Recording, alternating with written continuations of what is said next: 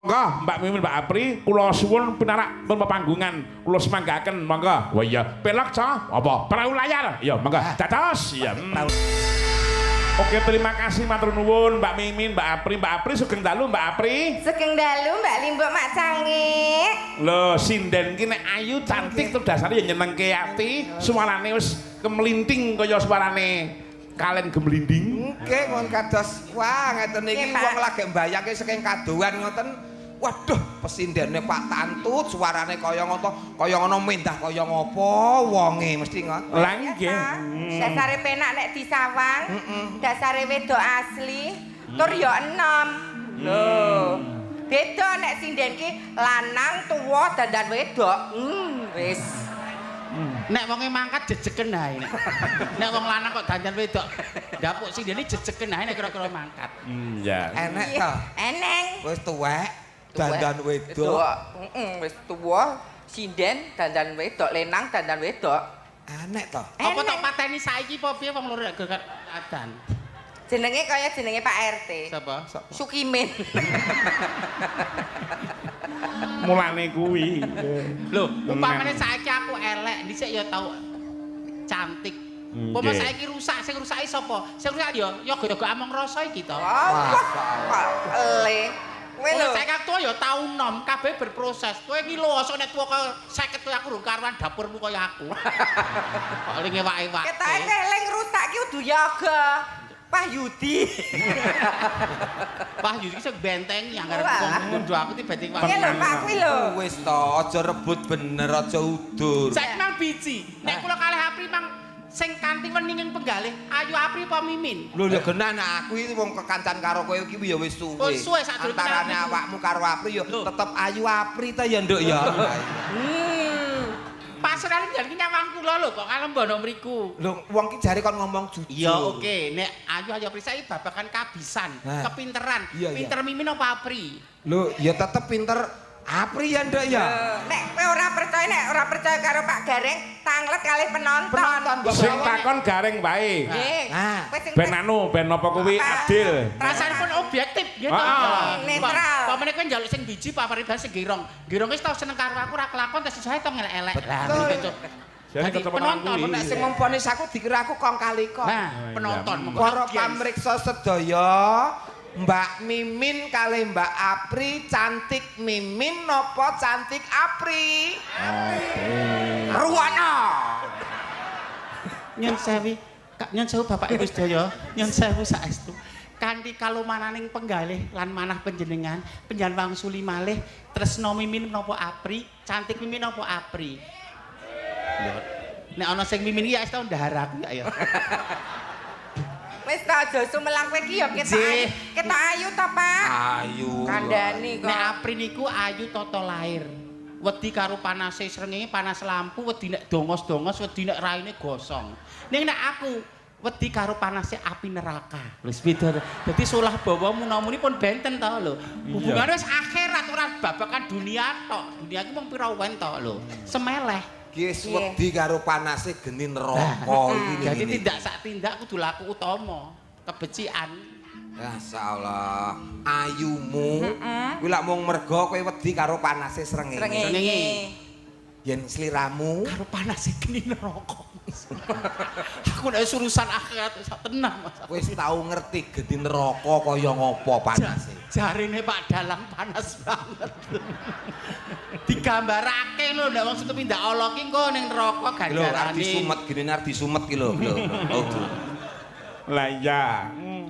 Bakune pokoknya ya ndedongake. Ndongake sik. Jenengan, Pak. Jeng gareng sik ndongake warga masyarakat kene. Oh nggih, warga masyarakat Mutian pinaringan bagya lan mulya, tentrem lan ayem, pinaringan slamet lan wilujeng donya lan akhirat. Amin. Amin.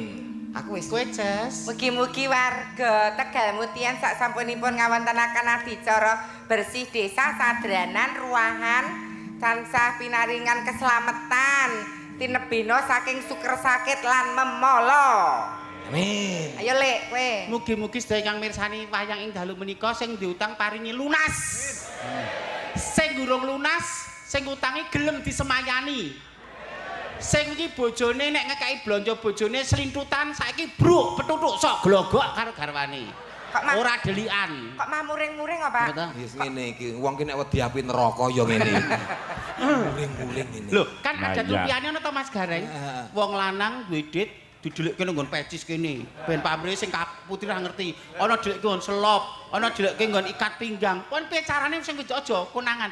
Ya nek dienggo kebecikan apa nek nggo dana kenakalan iki lho Pak sing tak wedeni. Lho ngono ki lho. Sing penting rak ora ganggu sing wedok. Mboten ora ganggu ya kudu transparan. Bune iki kayaku 5 juta.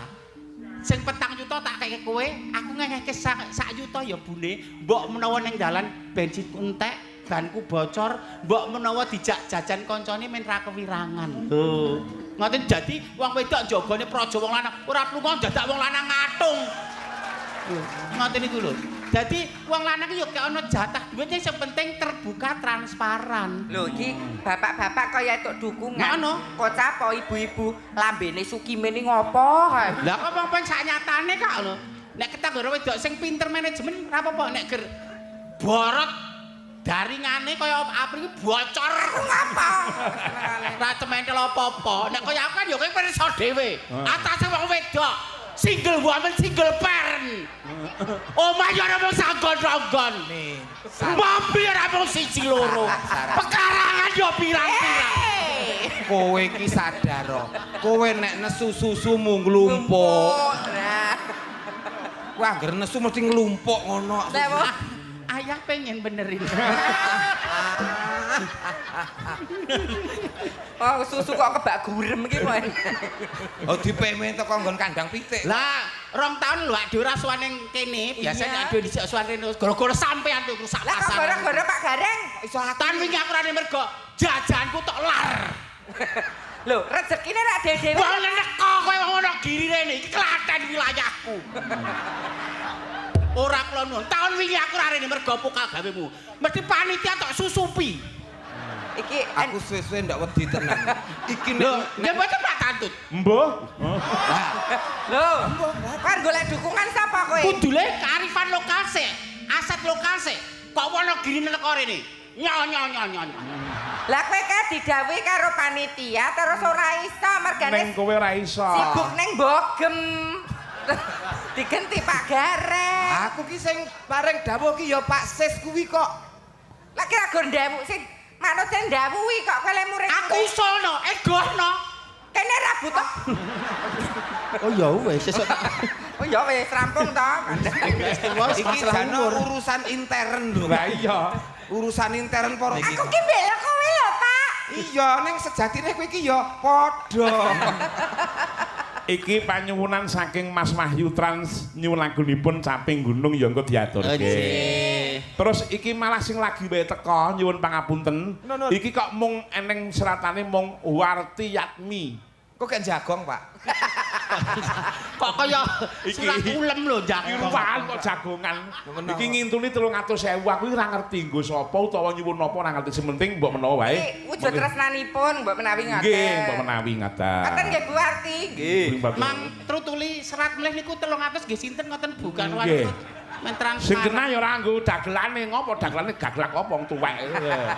Tuweke kaya apa? Saiki ngene, lara jonggrang sik. Nggih. Nah, fragmene nyuwun panjenenganipun saking Pak Sukip Juragan Slepan. Oh. Pak Sukip Juragan Slepan. Ya. Niku ingkang dados anu.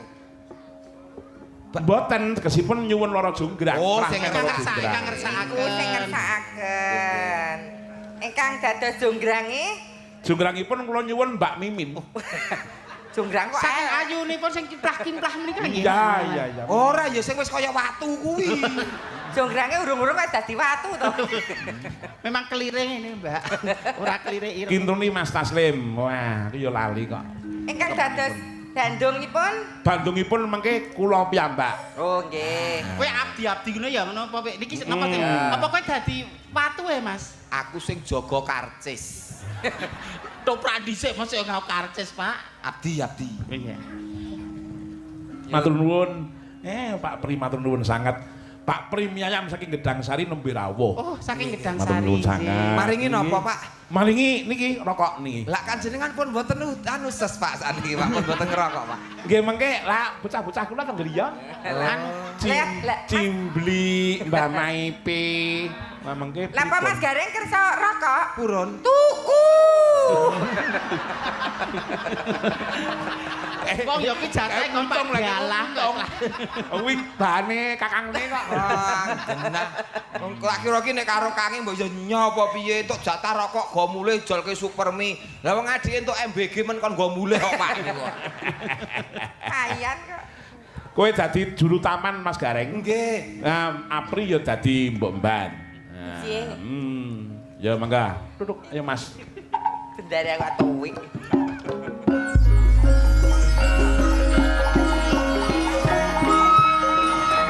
Emang ono dedonga bendarane dhewe lagi kadang Sungkawa ki lho Mas. Sungkawa. Iya kan. Sedih atine. Biyong lan paman juru taman. Wonten timbalan dawuh. Kudune sliramu sakarone ngerti rasane atiku ing wektu dina iki. Kadang Mas Prabu Gupala dumugi ing pralaya. Wana segara dadi karang abang kabeh merga pokale Bandung Bandawasa. Melu ndedonga muga-muga pepeteng ing wana segara ki enggal sirna ya biyong lan paman. Mugi panjenengan pinaringan penggale ingkang minangkung Gusti Putri. Iya. Mboten ora maido ya kan. Paman aku melu sapa paman? Kok malah Gusti Putri sedih kok malah arep wudu iki. Kadangku wis tumeka ing pralaya. Kedah sabar. Tapi prajurit tapestan padha paman. Paman. Lho, Kok malah madosi kok malah wis mukok. Banjur kondelan sapa meneh aku paman lan biyong aja ninggalake aku ya biyong. Jonggrang. Aku sing prapta Jonggrang. kula ajri Gusti Putri. Kae sing diarani Bandung Bandawasa ki yo kae. Oh iki. Paman iki lho menungso murang tata sing jeneng Bandung Bandawasa sing ngobrak-abrik. Ono segara lah ten. Oh dadi iki sing aran Bandung Dilondong Wasa. Bandawasa. Bandawasa. Adep ana kowe senajan to juru taman kowe jejiring senopati lho paman juru taman. Namung kula ajros. Ajre. Lah ya ajrih banget dadi ajros. Biyong maju. Jonggrang. Jonggrang. Piye Bandung? Tekaku mrene ora bakal aku mulasara marang kowe. Iya, wong lanang biasane ya ngono kuwi. Marem nek nyiksa wong wedok. Aku ora bakal nyiksa marang atimu ning Bang! Ingkang Mbok, sare. iya kowe mau muni apa? Sik. Kowe mau muni apa? Ketoprak weton ngendi kok nganggo bohong barang. Ketapruk ngendi? Kowe ngapusi. Kowe mau muni bodong, ngono ta kowe? Anggep. Jonggrang. Piye Bandung? Kowe ngerti dhewe tilmune negara ana segara utawa kadipaten ana segara wis bedah. Wong atuwamu mati, kakangmu Prabu Gupala semono wis prapteng pralaya saka tanganku. Ana tetumbungan wong sapa bisa bedah marang praja ki mau kudu bisa mboyong marang putri. Wis suwe nggonku kepengin dadi bojomu, pengen aku nggarwa marang kowe. Tilmune dina iki kelakon. Kowe arep sambat karo sapa? Bandung Bandawasa. Kaya kandhamu mau bedah praja mboyong putri. Iya. Kuwi tumraping Bandung. Ning tumrape Jonggrang ora Bandung. Tenang apa Aku ora sudi nyawang suthik nyawang kowe. Paman, Pak. Kowe ngapa? Ngewangi aku. Kok gur goleki dispenser wae kok. Nek kena tak kandhani kanthi cara kang alus Bandung. Bali ana negara ing pengging kono. Aku wis kelangan sedulur, wis kelangan wong tuwa. Prajuritku tumpes tapis tanpa tilas. Akeh anak kelangan bapak, akeh wong wadon padha dadi randha merga pokal gawemu. Aja menyiksa ragaku, Bandung. Gusti Putri nek dhewe kok manjegoke piye? Jonggrang. Nggih. Arep kowe sambat karo nampung ora bakal nggogoroke jantungku. Mergo wis dadi patembayaning Bandung Bandawasa. Yen aku mulih saka ing kono segara kene ora mbuyung marang kowe, trima aku prapteng pralaya. Aku trima mati wae. Mula sing mati kowe apa aku? Namung nyun pangapunten Gusti. Kowe ngopo kowe? Kowe muat ngopo kowe? Apa cendasmu kowe? Iki ya Senopati Bandung. Senopati mekingking ngono Senopati apa? Senopati pungkasan kabeh wong lanang wis tumpes tapis Bandung. Mulane kowe manut to. Kowe dadi bojoku ora bakal tiba marang kayu watu, ning bakal tiba marang kasur bambut. Ampun kersa. Nanging paman lan biyong paribasan aku wong wedok Krubyok kabotan Pinjung Mentelung kabotan Gelung. Arep piye mesti kalah karo Bandung Bandawasa kang sektine Mandraguna. Piye gawe karti sampeka utawa piye gawe cara upamane Bandung ki lunga saka kene ngono apa tok gelem ngono. Dangane kok Gusti Putri dijus. Timbangan aku sakit. Ngene. Kok sakit terus perih? Atine perih. Ati ki neng kene ora kok sakit perih ngono ki ora. Ati ki neng kene. Timbang aku sakit. Apa ngene wae, Kang? Piye? Bendarane dhewe ben njaluk bebono apa sing Bandung Bandawasa ora bisa ngleksanakake. Bener kuwi. Dadi aku tok tresno. Nek iso ki njaluk tumuruning lintang lan rembulan sak planet-planete ngono. Nek kuwi Kuwi lak mesti rasa ngono. Ning Bandung Bandawasa ki sekti Mandraguna lho. aku tak budidaya ya biyongan paman. Oh, nggih. Kang Sing Atas memuji. Piye Jonggrang? Kowe njaluk apa? Bandung. Sing gedhe pangapuramu ya. Jane aku mau wong nodi. Lan neter sepira tresnane Bandung marang Jonggrang. Jane aku ya nelake katresnan marang kowe Bandung. Nanging kabeh mau jalan kawangku dening kahanan, dadi aku mau klewo-klewo. Kowe nyuwun apa? Aku Apa kowe nyuwun masak genthong-genthong gedene? Ora Bandung. Ora Kowe aja kaya ngono kuwi lho. Bandung. Ah, parah iki. Wong jenenge Jonggrang kok mentel kaya ngono kuwi. Jonggrang menika kedah kagungan Jati diri. jati diri Wibawa. harga diri wibawa. Jonggrang malah ada kaya genggek ngono. Jonggrang kok setelen ki mene. Masa laluku kebawa. Bandung. Goroh palih apa aku tresno marang sliramu nanging Piye? jenenge Wanudya bakal kaboyong dening kakung kawangku dening priya mesti wae duwe bebono. Kowe nyuwun bebono apa wong Aku ae? njaluk panjaluk ya Bang. Heeh, njaluk apa? Njaluk candi cacah 1000 sewengi. Ayo mulih mak coprake elek. Ora perang-perang mak. Iya. Coprake tuwek no mak. Jonggrange kisut no mak. Ngono iki Bandung praya mesake ya mak. Dudut katut surung luntrung diambung angop. Lah iya. Wis ngene wae mak malah penak kok. Ya. Pangapunten Gusti Kakung. Nyuwun apa? Njaluk bayi bayi. Candi cacah 1000 sewengi kudu dadi. Candi ndara. Ya Ampun, sasar bayi. susur. Wong Nggih. nesu ki sasar susur Hati-hati mung Nggih. sak tembung Nggih. candi 1000. Nek bayi 1000 niku plentung prucut. Niku ora bayi ning anak tikus. Oh iya, matur nuwun mbok elingke ya Paman. Nggih. Njaluk candi cacah 1000 sewengi kudu dadi sadurunge jago-jago padha kluruk. Tak turuti panyuwun wong ayu mergo saking gedhe tresnaku marang kowe. Tenan Bandung. Candi 1000 sewengi kudu dadi tak laksanakake tak Bagus. tindakake. Sawangen. Biyong lan Paman. Padha nutuk alu lan lesung. Dimen suarane mau ganggu. Jago-jago satemah padha kluruk ya Biyong ya. Dadi sadurunge biar padang jago wis kluruk Iya. kanggo jegal.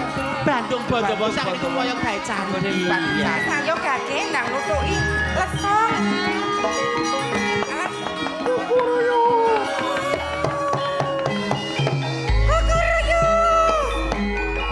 Mandek-mandek Bandung.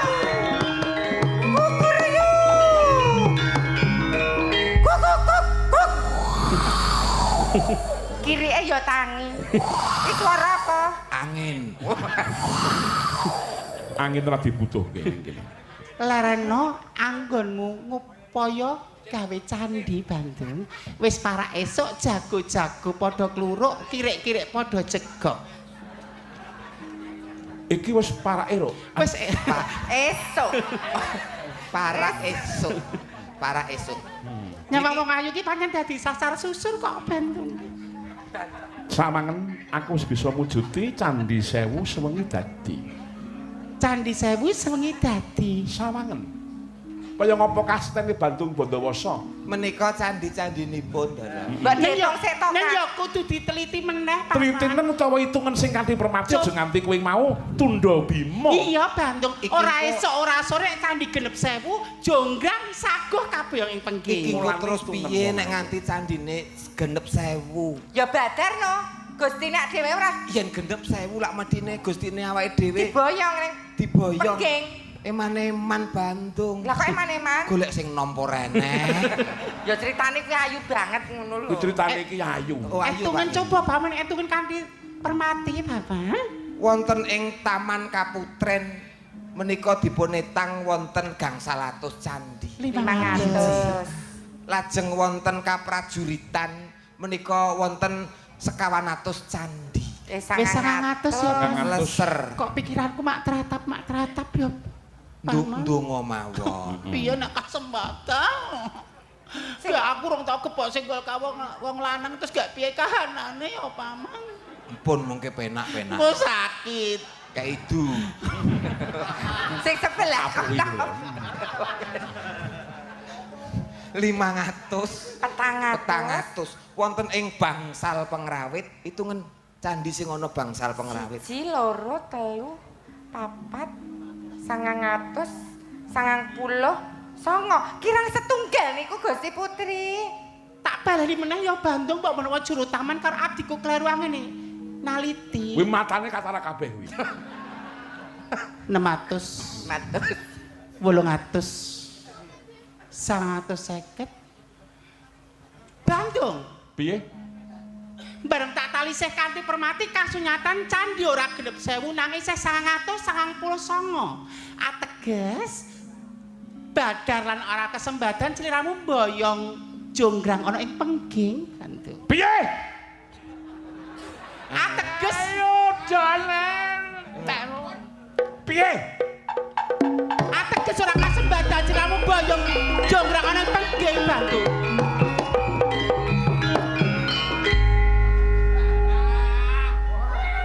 Tesmak bathok mripat mlorok ora ndedelok. Kowe wong wadon nanging jebul pupuran wisa. Nanging atimu letek nguli pecelen bebudenmu. Bales. Tak dadaki Bandung. Piye? Sekawit aku wis kandha yen emoh mbok boyong ing pengging. Nanging kowe mrawasa rasaku, mrawasa batinku. Ling kowe mirang-mirange Bandung Bandawasa. Ben iki tak dadaki. Apa rumah kamu ampu-ampu ya didol-didol ya. Dadi banyu ra bakal nyawuk, dadi godhong ra bakal nyuwek. Wong tuamu mati. Tak belani wong tuaku. Tak dadaku tak kiteku ana segara Bandung. Banget. Wonten napa kok? Galak kono ya kalau aku. Oh, nggih. Niki men dereng nek ngarak. Seksenono bumi langit, atiku cuwa, atiku lara. Banjur karepmu piye Bandung? Kanggo genepe Candhi Sewu iki mengko kowe sing dadi candhi. Gusti Putri kok dadi reta.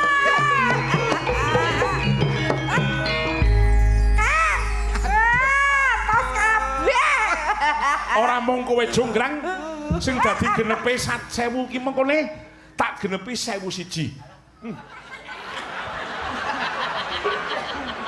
Kae sing mlayu sing lanang kae dadi reca selawase uripmu.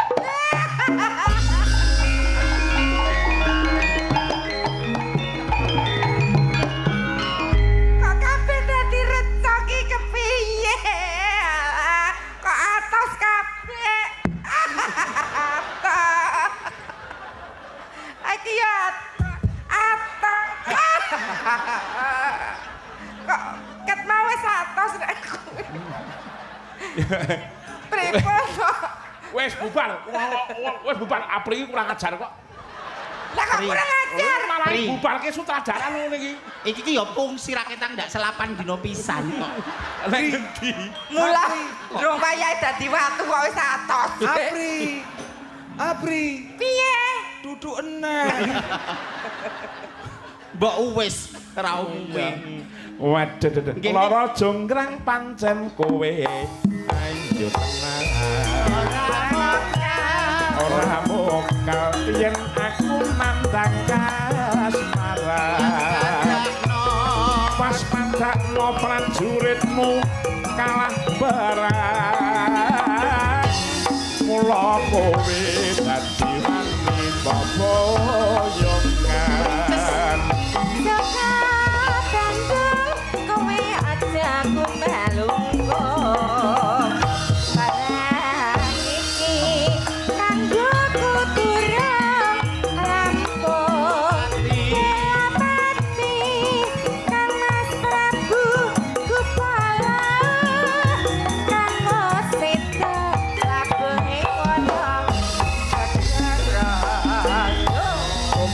Obat kowe wanita keparan.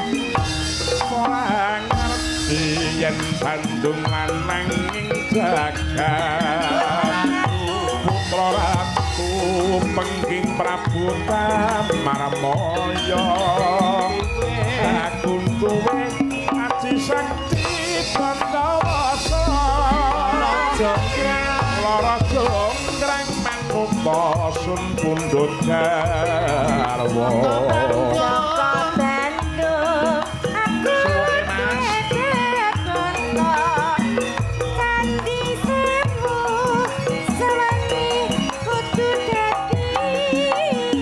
Iya jonggrang panyuwunmu tak turuti.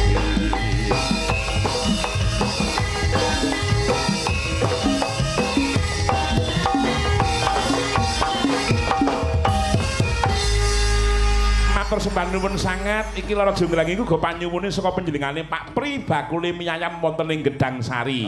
Wong mawon niki digawe singkat. Lah nggih Muti kawontenan wekdal. Lah iya. Wong niku wong marep diures wengi utuh nggih kelakon saged. Ngoten nggih Mas Gareng nggih. Ana batu nyebut sumur ya ana. Kagem nyulimbuk saking kula Master Damar nyuwun lagunipun Kitri Sumilir kagem sedaya warga Mutian begitu tetep rukun selalu matur nuwun sangat. Iya. Ya diaturke Kitri Sumilir sik. Kitri Sumilir. Ingkang nembangaken? Ingkang nembangaken nggih nuwun sewu. Ayo Mufidah iso nduk. Oh iya. Kitri Sumilir monggo jumeneng saking palungganipun rung-rung ae. Ayo monggo rung-rung ae.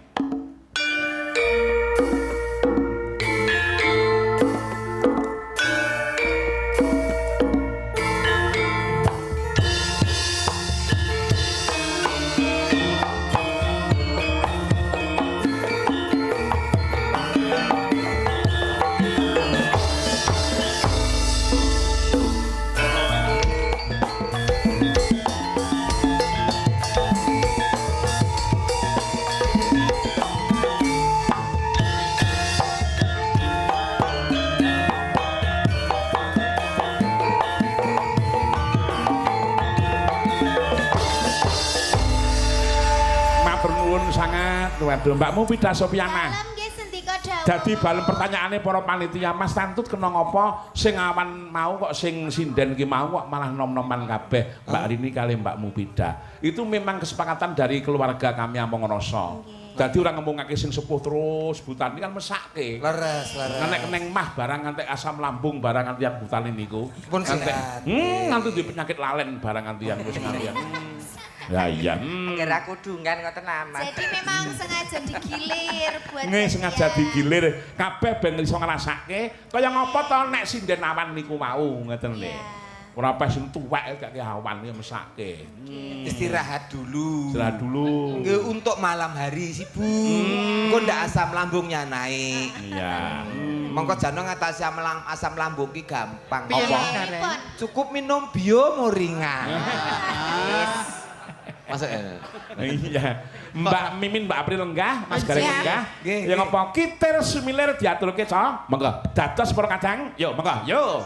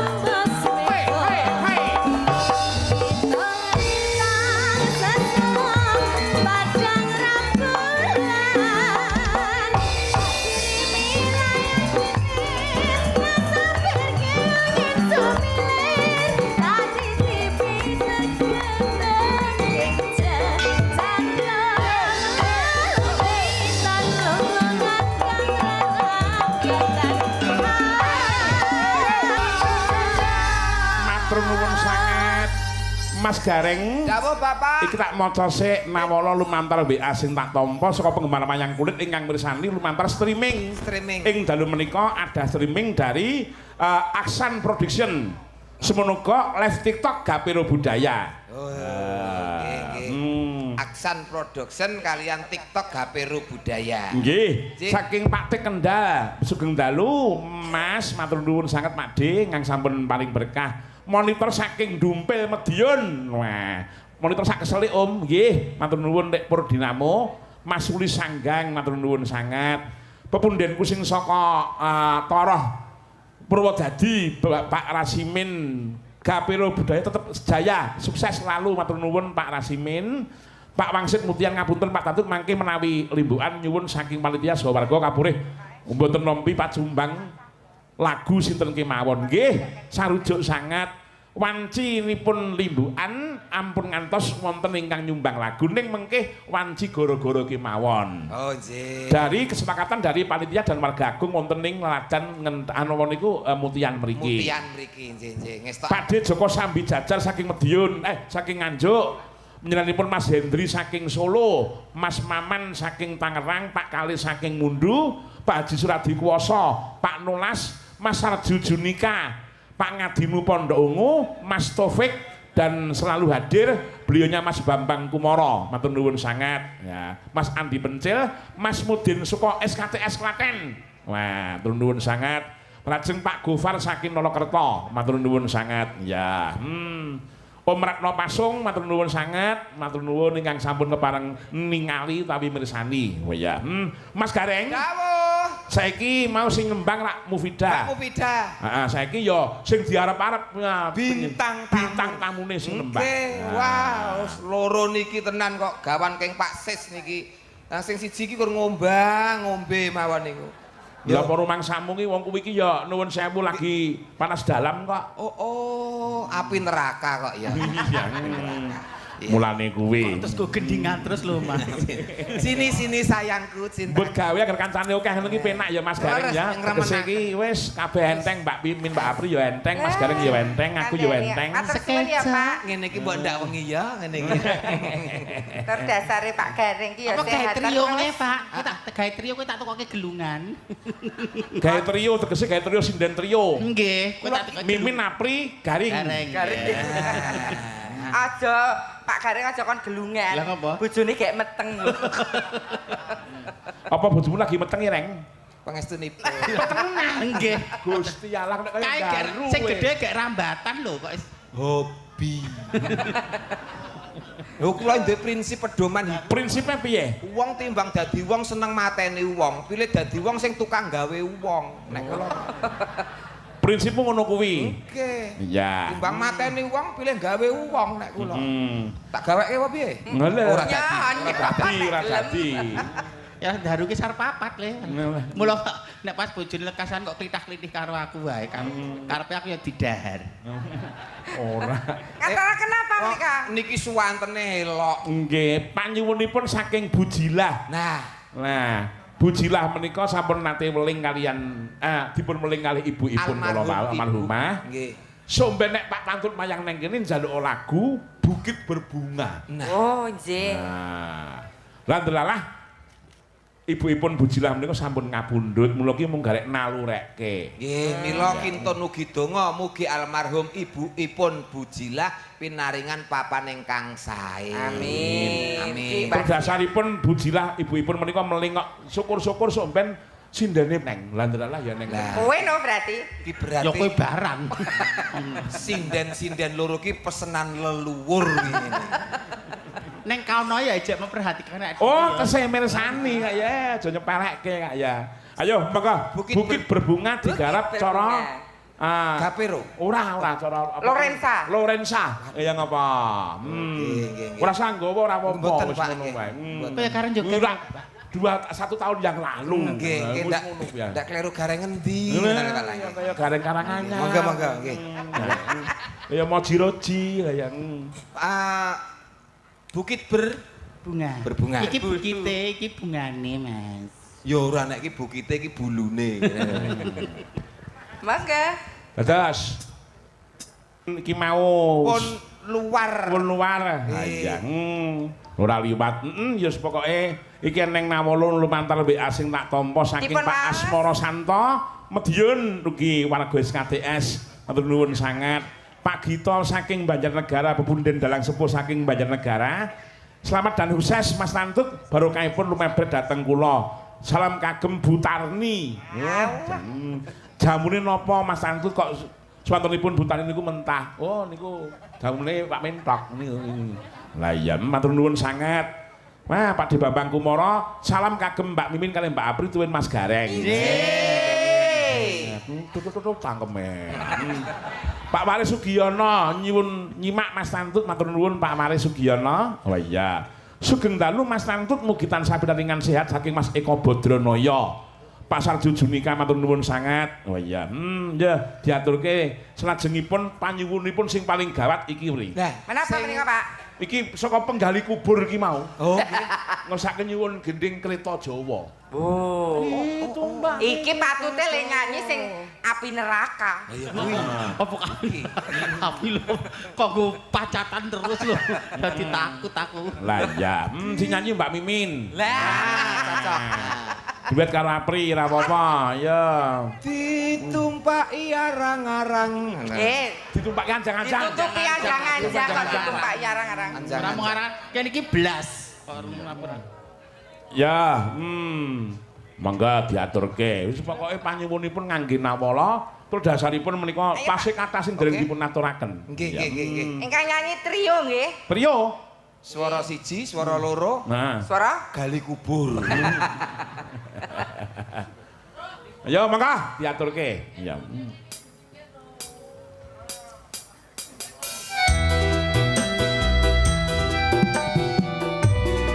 Allahumma sholli ala sayyidina Muhammad.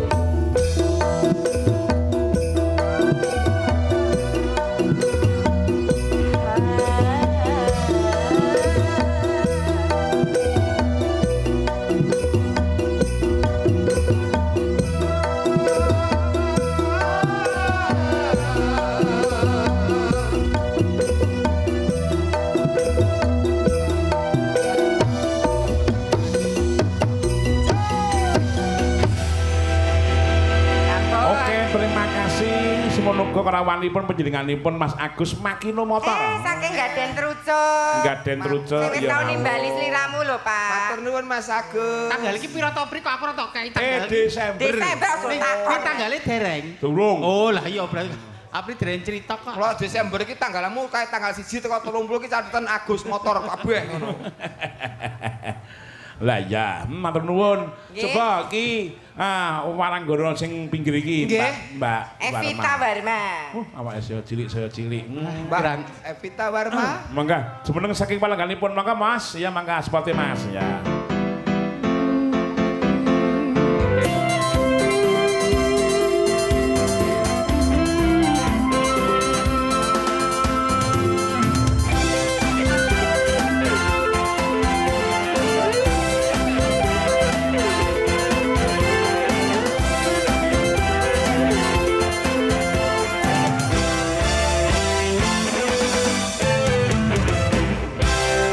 Terima kasih Mbak Warma, selamat malam. Selamat malam. Rada rene nduk, dadi papake sagak. Iki sing kene sing wedok, sing kono sing lanang-lanang. Oh ngono. Maksudmu apa, Pri? Kok ngaku wedok sunat kuwi lho ngeter kene mbogem aku. Wong Apa sing terima mbogem kowe? nggih. Oh, Cuwilanku. Cuwilane ngopo? Cuwilane dienggo gawe kripik kok, Mas. Nuwun pangapunten kula mangsuli malih nggih kula matur. mane menawi badhe nyumbang lagu mengke wancinipun Goro-goro.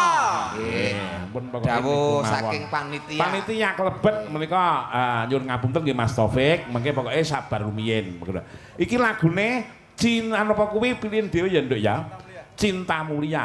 Nggih. Nah, Tunggal Eka. Terus menika ku pandang adik dari seberang. Ini apa lagune terserah sampean. Seceritakan pada bintang-bintang dan denok. Nah, iki bingung aku. Mangga. Tunggal Eka mawon, Pak. Apa? Tunggal Eka. Tunggal Eka. Nggih. Oh. Tunggal Eka. Ya. Wedang ora lagu tunggal iki. Anu lagune Mas Deni Caknan ning aku ora mudeng. Oh iya.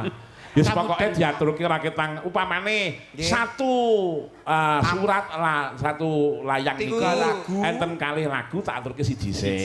Engko sijine mengko ning wanci goro-goro dadi kan saking kae. Leres Pak. Iya. Dumadil nggih. Kudu adil kabeh ya. Mengka diaturke Tunggal Eka. Tunggal iki.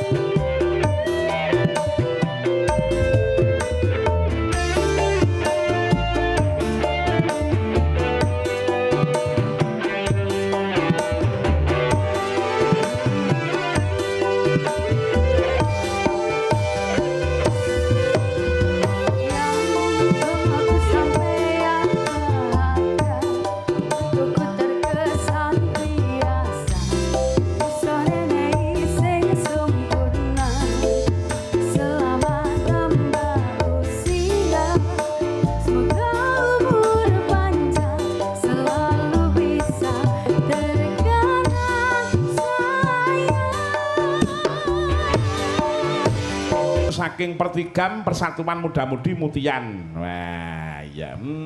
Lagu Tunggal Ika niki wau nggih Pak. Tunggal Ika. Tunggal Ika. Ya.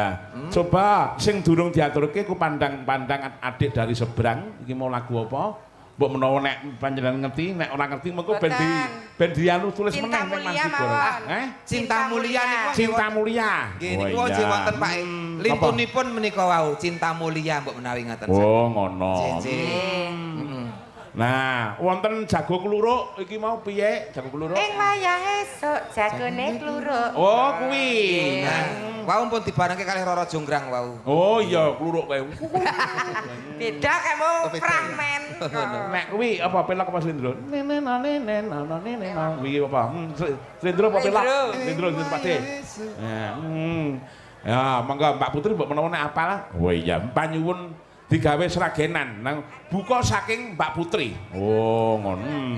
Nah, mangga diaturke. Ya kabeh panyuwunan kabeh diaturke mbok salah model piye waton iso diaturke. Klebet Cinta Mulia niki mangke nggih diaturke. Bariki Cinta Mulia. Oke. Mangga Bu Putri. Mbak Putri. Nah, nek Mbak Putri kersane mangga lah Mbak Mimin malah apel apa-apa kuwi. Mangga. Lagu tuwi-tuwi apal nih. Ya. Ya. Isih dipersani uga Mas Tarno Tania Jaya. Oh inggih, Terima matur kasih. sembah nuwun sangat. Nggih. Nuwun. Mbok menawa nek kepencete lali, wayang. Ya, langsung saking buka saking nganu mawon saka celuk.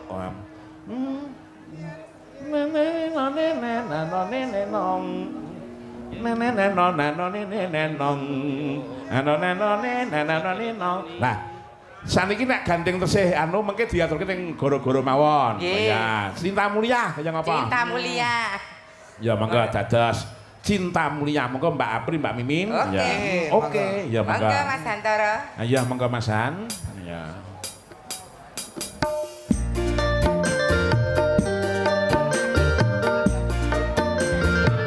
Sungguh indah cita-cita mereka, semoga bahagia selama-lamanya.